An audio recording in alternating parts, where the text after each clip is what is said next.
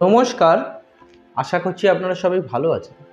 আজ আমি একটি 50 পয়সার কয়েন সম্পর্কে আপনাদেরকে বিস্তারিত বলবো। ভিডিওটি শুরু করার আগে আপনারা যদি আমার চ্যানেলে নতুন হয়ে থাকেন তাহলে অবশ্যই আমার চ্যানেলটি সাবস্ক্রাইব করুন, যাতে পরবর্তীকালে এরম টাইপের ভিডিও আপনারা আরও দেখতে পান। আমি ইউটিউবে পুরনো নোট আর পুরনো কয়েন সম্পর্কিত ভিডিও আপলোড করে থাকি। আজ যে 50 পয়সার কয়েনটা সম্পর্কে আপনাদেরকে বলবো, সেই 50 পয়সার কয়েনটার নাম হচ্ছে ইন্দিরা গান্ধী।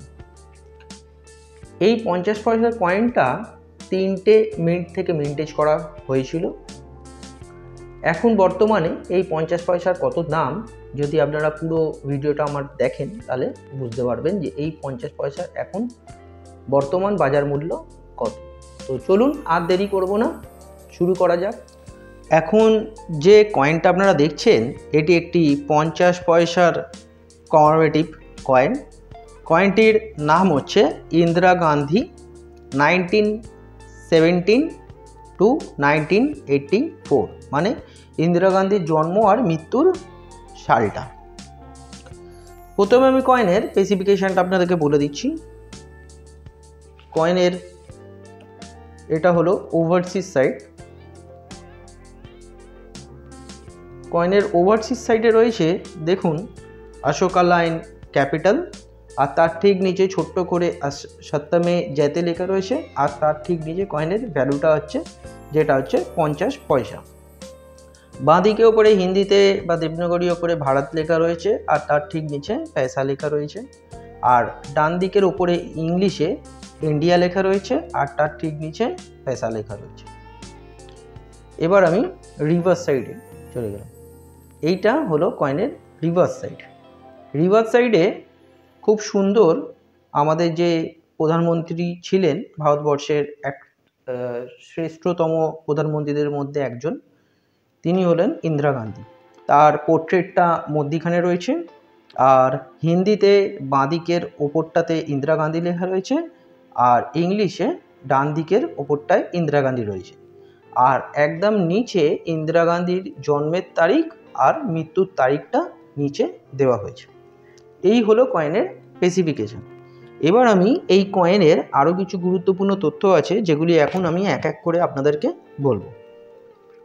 কয়েনটি মিন্টেজ করা হয়েছিল ইন্দিরা গান্ধীর মারা যাওয়ার ঠিক পরেই, মানে ইন্দিরা গান্ধী মারা যান 1984 সালে, আর এই কয়েনটি মিন্টেজ করা হয়েছিল 1985, মানে 1985 সালে। কয়েনের মেটাল হচ্ছে কপার নিকেল। কয়েনের ওয়েট হচ্ছে 5 গ্রাম। কয়েনের সাইজ হচ্ছে 24 mm, আর কয়েনের শেপ হচ্ছে সার্কুলার।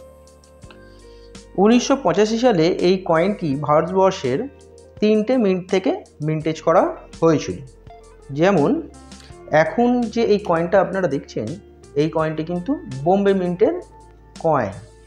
বোম্বে মিন্টের কয়েনের মিন্ট মার্ক হয় ডায়মন্ড।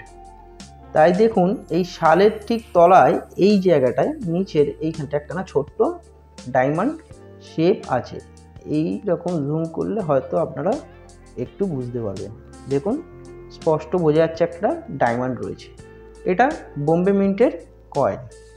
এখন এই বোম্বে মিন্টের কয়েনের প্রাইস যাচ্ছে ভালো কন্ডিশনের, ইউএনসি ক্যাটাগরির কয়েনের প্রাইস যাচ্ছে। আমি fine, very fine, extra fine কন্ডিশনের কয়েনের প্রাইস আমি বলছি না, আমি ইউএনসি প্রাইসটাই আপনাদেরকে বলে দিচ্ছি, তাতে আপনাদের একটা ধারণা হয়ে যাবে। ইউএনসি ক্যাটাগরির মানে একেবারে নতুনের মতন যে কয়েনগুলো হয়, সেই কয়েনের দাম যাচ্ছে এখন 30 থেকে 35 টাকার মধ্যে, বা একটু বেশি 40 টাকার মধ্যে। এরপরে আসি আমি ক্যালকাটা মিন্টের কয়েন। এইটা হচ্ছে দেখুন ক্যালকাটা মিন্ট। ওই কয়েনের এই পোর্শনটাতে একখানা ডায়মন্ড শেপ ছিল, এটাই কিন্তু কিছু নেই, ব্ল্যাঙ্ক রয়েছে। এইখানটাতে এই কয়েনের একটা ডায়মন্ড শেপ আছে, এখানে কিন্তু নেই। এটা কলকাতা মিন্ট। কলকাতা মিন্টের কোনো মিন্ট মার্ক হয় না। এই কলকাতা মিন্টের এখন প্রাইস যাচ্ছে সেম। এই কয়েনগুলি 3টে মিন্টের কয়েনই কিন্তু কমন ক্যাটাগরির কয়েন, তাই এই কলকাতা মিন্টের কয়েনের প্রাইস যাচ্ছে এখন মোটামুটি ওই 30 থেকে 35 টাকার মধ্যে। এবার আমি আসি হায়দ্রাবাদ মিন্ট। এইটা হলো হায়দ্রাবাদ মিন্ট। দেখুন এই জায়গাটায় ঠিক এইখানটাতে একখানা স্টার আছে, ছোট্ট স্টার দেখা যাচ্ছে। হায়দ্রাবাদ মিন্টের মিন্ট মার্ক হচ্ছে স্টার। হায়দ্রাবাদ মিন্টের কয়েনও কমন ক্যাটাগরির কয়েন, তবে হায়দ্রাবাদ মিন্টের কয়েনের একটু দাম বেশি হয় সবসময় সব কয়েনের থেকে। এই হায়দ্রাবাদ মিন্টের কয়েনটি এখন মোটামুটি দাম যাচ্ছে 30 থেকে 50 টাকার মধ্যে। অবশ্যই কিন্তু কয়েনগুলোর কন্ডিশন ভালো হতে হবে, তা না হলে কিন্তু এই দাম আপনারা কখনোই পাবেন না। তো এই হলো কয়েনের বিষয়বস্তু। ভিডিওটি ভালো লাগলে একটা লাইক অবশ্যই করে দেবেন বন্ধুরা। আর এই 50 পয়সা সম্পর্কে আরও কিছু গুরুত্বপূর্ণ তথ্য আছে, যেগুলি আমি আমার ডেসক্রিপশন বক্সে দিয়ে দেব। আপনারা চাইলে সেখানে গিয়ে দেখে নিতে পারেন। আর 50 পয়সা রিলেটেড আরও কিছু ভিডিও আমি বানিয়েছি গুরুত্বপূর্ণ, সেই ভিডিওর লিঙ্কও আমি আমার ডেসক্রিপশন বক্সে শেয়ার করে দেবো, আপনারা চাইলে সেগুলো দেখে নিতে পারেন। তো এই হলো আজকের বিষয় বন্ধুরা। ভিডিওটি ভালো লাগলে একটা লাইক অবশ্যই করে দেবেন, আর চ্যানেলে নতুন হয়ে থাকলে চ্যানেলটি সাবস্ক্রাইব করবেন। আপনারা অনেকেই আমার ভিডিও দেখেন কিন্তু চ্যানেলটি সাবস্ক্রাইব করেন না, চ্যানেলটি সাবস্ক্রাইব করে রাখুন, এতে আপনাদের ভালোই হবে। তো আজকের জন্য এতটাই, দেখা হচ্ছে নেক্সট ভিডিওতে, ততক্ষণ ভালো থাকবেন, নমস্কার।